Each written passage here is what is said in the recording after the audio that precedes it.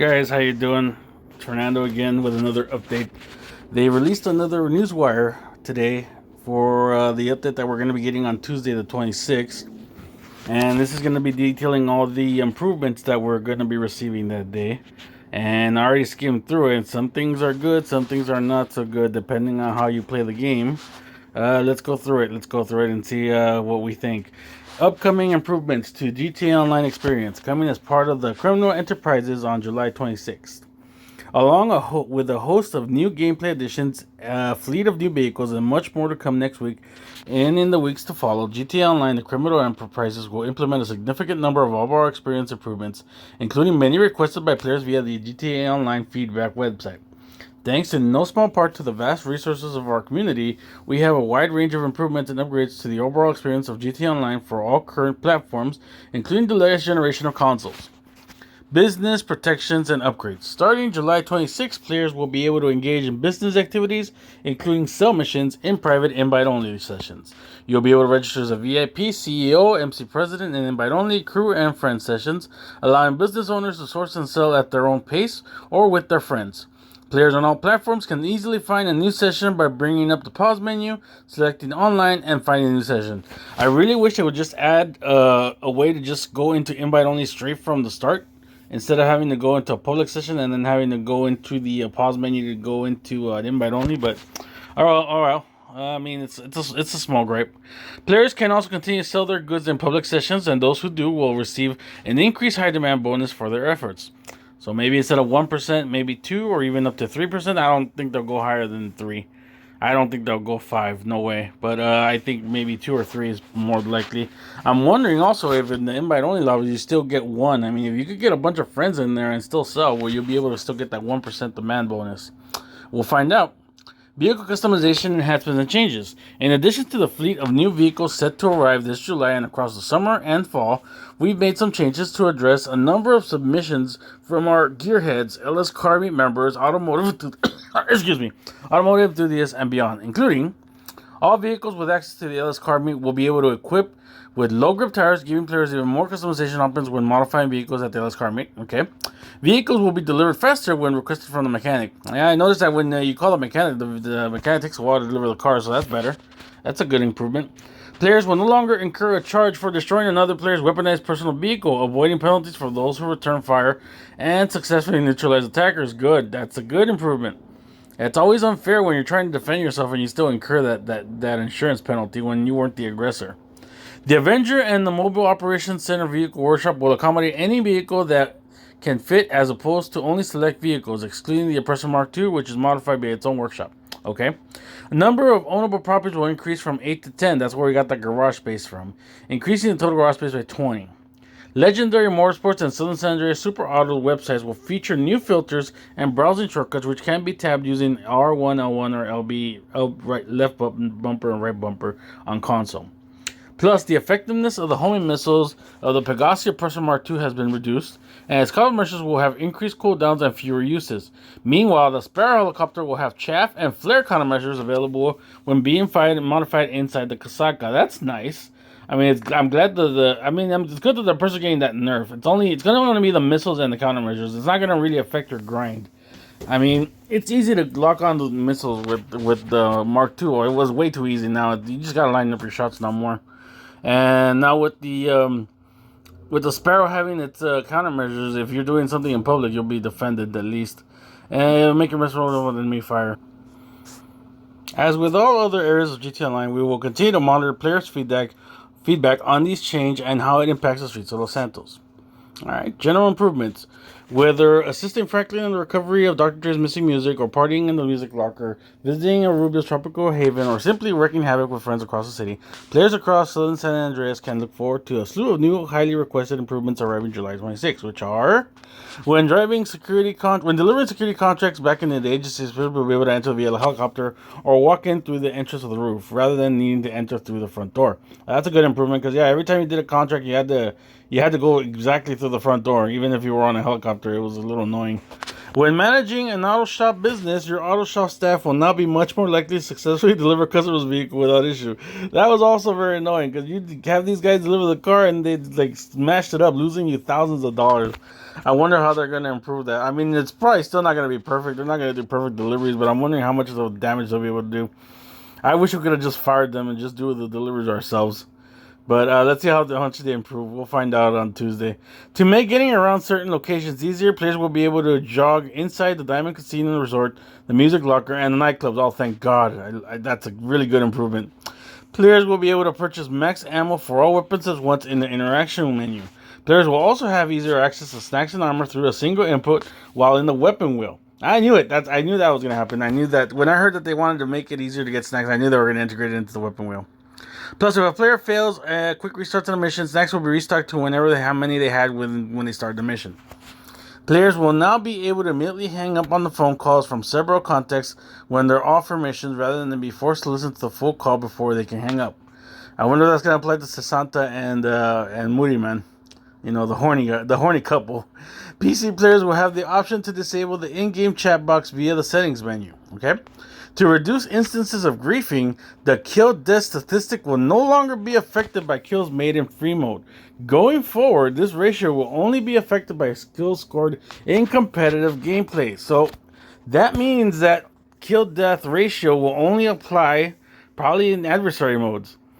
I think that's actually a good thing. I mean, people can really abuse like killing people in free mode.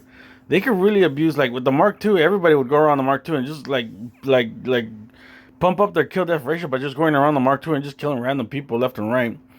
And there was no real competitiveness in free mode, at least not fairly. So at least doing it in by having people go into adversary modes to get those numbers. I mean, at least I don't know. I know there's gonna be a lot of people that play free mode aren't gonna be happy with this, but it makes sense because this isn't Call of Duty. This isn't Los Santos Modern Warfare. This is GTA. You're not kill death ratio is not really that important. And if you really care about that, you could do that. There are adversary modes that you could do that'll help you with your kill death ratio statistic if that's what you want to improve. And that makes perfect sense. I'm surprised it took them this long to improve that, to make that happen. After their initial visit, players will be able to spend more time scoping out Cayo Perico and can be caught more times before getting kicked off the island. I never really had an issue with that, but okay. For those people that do have a hard time, I guess that's good. The race creator will be getting an assortment of updates. Wow, it's finally good that the race creator is getting improvements. It's been a while. Including the increases in the checkpoint limit, player limit for transformer races, number of fixtures that can be removed on the latest generation of consoles, plus all platforms will now be able to create RC Bandito races via the special vehicle race creator, with a ghost of first checkpoint option being added to additional race types. More models have also been added to the fixture remover, along with a new anti-grief ghosting option to ghost players driving in the wrong direction, option to set the specific time, day of a race, and the ability to scale checkpoint size. That's good. Payout increases. The criminal enterprises will also include increased GTA plus payout across a number of activities in GTA Online, giving both new and veteran players greater freedom to play the content they enjoy the most and to get what they want faster. Changes to these payouts will, of course, combine the stack with our ongoing weekly bonuses, meaning even bigger payouts going forward by taking part in our favorite game mode during special events. Races. GTA Online's racing community will benefit from a significant increase in GTA Online payouts across the board. With the launch of GTA Online, the Criminal Enterprises all-star standard race types, including player-created races, will receive an average of 50% more GTA money. The total prize pool for premium races will also be increased. These races will continue to award the same payout to podium finishers, while players clicking fourth or below will now have received increased payouts. Okay, so 50% more. I mean, the races never paid that much. 50% more is a little more, but it's not really a major increase, but it's a welcome one. Adversary modes. Payouts for the adversary modes currently available in GTA Online will also be boosted by an average of 50%, meaning players can earn extra GTA money taking opponents in unique modes like Sumo Remix, Overtime Rumble, and many more. Again, 50% is not a lot because they don't really, adversary modes never really pay much, but it's welcome. It's a welcome addition. Heist. To encourage group play, all players joining Heist setups will receive 50% more GTA Plus money than the current payout. Additionally, the minimum cut for finales is now set at 50% for each member. The cost of Heist setups fees has been reduced across the board to $25,000. All right, so I guess that means that the 50% payout that means that everybody, like even the leader, like I think before it would still be like the leader would get the highest cut, and then as like default, it'd be like the leader get the highest cut, and everybody else would get 15. So I think everybody's gonna have 15, and then the leader is gonna have to adjust those payouts so that's 100% for everybody. So that, like, for example, if everybody's gonna get even, or the leader's gonna give himself 50%, everybody else gonna get whatever is left over. I think that's what they mean. I mean, it's gonna force the leader to adjust the payout. I think that's what that means. The following heist finales will award an additional 75% GTA payout on top of the current take. Fleeca Job, Humane Lay Brad, Prison Break, and Series A funding. That's good because those heists have been thoroughly underpaid for a long time. The following heist finales will award an additional 50% GTA money payout on top of the current take. The Pacific Standard Job, Doomsday Acts 1, 2, and 3. No, for the abusers of Doomsday Act 2, I think that's, I don't know if they're going to solve that problem. I don't think so, but you're going to get more money. So I think, what was it, like 1 million, so now it's $1.5 million. And Pacific Standard, I think, is also like, I think it's $1 million, so it's also $1.5 million. They're not great increased payouts, but they're better than they were before. With this update, all heists will be aligned to have the same cooldown timer of 1 in-game day, 48 minutes when playing as a group. We will also adjust specific aspects to the Coyote Perico heist finale to better balance players' time spent in GTA Online. Solo playthroughs of the Coyote Perico heist finale will trigger a cooldown of 3 in-game days, and after stealing a high-value primary target in Coyote Perico heist finale, the higher value targets will appear less often for the next 72 hours. I'm guessing that's in 72 real hours. While the value of secondary targets will increase. This is intended to encourage exploration, cooperation between players. Okay, so this might be a little controversial, but I think it makes sense. We should have expected a Coyote Nerf for a long time now. The Coyote is like really like OP when it relates to grinding for money. I'm not surprised that they added a 3-hour cooldown. It's not that bad. It encourages you to do other things while you're waiting for that cooldown to go down. I mean, it was not. I used to do that, where I used to do Coyote back to back to back. It got boring really fast. By limiting how many times you can do Coyote a day, maybe that's a good thing. Especially now that since you could do everything in private. There's so many other ways to make money in this game. Coyote does not have to be the exclusive one. You can still do Coyote, you just gotta like pace yourself in doing it. You can still do setups for the casino heist. You can still go do crates. You can still go sell your MCs and your bunker and all that stuff. Now you don't have to worry about getting grief because you can do it all in private. So it was expected. You guys had to have expected a Coyote Perico heist nerf, and if this is going to be the nerf that they're going to go with, I have no problem with it. I could live with a 3-hour cooldown, especially I usually do Coyote by myself, so I know it's going to be 3 hours. But if you do it in groups, it's only a 1-hour cooldown, 48 minutes. It's not that bad. So I know some people have been overreacting, think this has ruined Coyote. It didn't ruin Coyote. It just made it so that you can't do it as often. And that makes sense, because everybody has been doing, like, anybody who wants to just make money will just do Coyote over and over and over, and that gets repetitive and boring. So this encourages you to just do other stuff. Like I said, there's way more ways to make money. There's a lot of ways to make money in this game. And now you have the freedom to do it, because now you don't have the problem of people interrupting your sales and stuff. Let's keep going. Boost for organizations and MC members. Bodyguards, associates, and MC members will earn substantially more GTA money for joining and participating in organization and motorcycle club activities. When you're not busy running your own operation, join a friend and fellow player to earn big without risking your own stock. Baseline salaries for bodyguards, associates, and MC person will be doubled, ensuring all players will be able to earn GTA money fairly while working for another VIP, CEO, or MC president. Okay. In addition to the doubled salaries, MC members will also receive an increased payout for taking part in cell missions. That's good, because I liked how they did it with Red Dead when you did a cell mission for the trader where you got half the pay. I doubt they're going to give you half the pay for MC members, but it should be like maybe 25% of the sale instead of just giving them like, usually sales would be like the highest sale I think right now is like 525 for the Coke, 525,000. They should get at least 25% of that. So maybe like, what would it be? 100K? I'm not sure what 20%, but that would make more sense. And then we'll encourage more people to help out. Bodyguards and associates will also now receive payouts for participating in submissions, properly reflecting their contribution. Same thing with the bodyguards when you're doing the crates. A CEO can make millions, and an associate will make 10K. It's really unfair. So hopefully the disparity of that will be fixed. It won't come close to what a CEO makes, but if we could give them 100K at least it makes it worth their while. Fees related to renaming organizations have also been reduced. I think they should have been completely annihilated. I don't know why you have to pay to change your name. That should just be free, but okay, at least it's reduced. So maybe, I think, what was it, 75K, I think, to change the name, so maybe 30K now? Alright, I could live with 30K, but it should be reduced. It should be eliminated. First-time payout boost. Players will receive an email on their iFruit detailing first-time payout boosts across criminal careers. All CEOs, VIPs, and MC presidents can benefit from these bonuses even if they're already completed certain activities prior to July 26th. Alright, this is interesting. Executives will get a 3% payout, 3 times payout on their new export mixed goods sales. This can be accessed through the executive assistant when one of the new warehouse staff members have acquired their first batch of special cargo. Okay, so I'm guessing that's for the new cargo that they're going to introduce on 26, so that doesn't apply to what they said earlier. Bikers will produce stock at 3 times their regular speed, returning to normal rates after your first sell mission is complete. So I guess the first time you do biker stock, it'll be 3 times the regular speed. Okay, I guess. This is new. I don't know how they're going to implement this. Gun runners, research speeds are tripled for your first research item. Production speeds are also tripled, return to normal rates after your first sell mission is completed. This is basically for new people who haven't done research. I mean, who haven't, like, long-time players already done their research already, years ago. But okay. Nightclub owners, all business battle goods will contain triple the usual amount, returning to normal rates after your first sell mission is completed.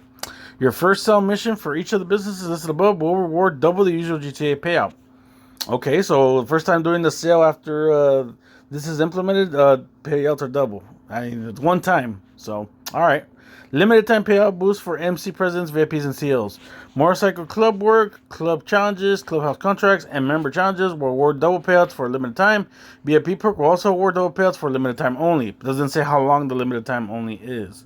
With more to come. Thank you all again for taking the time to share the valuable feedback. Blah, blah, blah, blah, blah. 26. So on July 26th, we're going to get all this stuff. I've been a little critical about not getting new stuff, but I got to accept that all the stuff that they are adding, that isn't, even though it's not new, it's just improvements on what's already there. They're really good things. Even the stuff that they nerfed, like the Coyote Nerf, where is it at? Even that's not as bad. I mean, it makes sense. Like, people abuse that heist to make money, and I understand. I mean, and even me, when I first started doing Coyote, I did it all the time, and it just bored the hell out of me after maybe a couple of weeks of doing it. So it makes sense that they want to pace you to not do it all the time. A 3-hour cooldown is not that bad. I'm pretty sure people will find other things to do. There's lots of things to do to make money in this game. And now that we could do practically everything in invite-only sessions, it makes sense that they did that. You could do your preps on other heists. You could do your business sales. You could do a lot of stuff. So it doesn't really affect that much. And if that's going to be the nerf that they're going to apply to Coyote, I 100% do not mind. It's a welcome addition. The Mark II nerf also, I don't mind. It's okay. Like I said, for grinding, it's mostly about mobility and access. And it's not about like the missiles and how accurate they are. It helps, but it's not necessary. And you could do just as well with buzzard missiles or sparrow missiles. And they are going to buff up the sparrow a little bit, so that's good too. I mean, not really used for PvP, but it's good to have those measures anyway.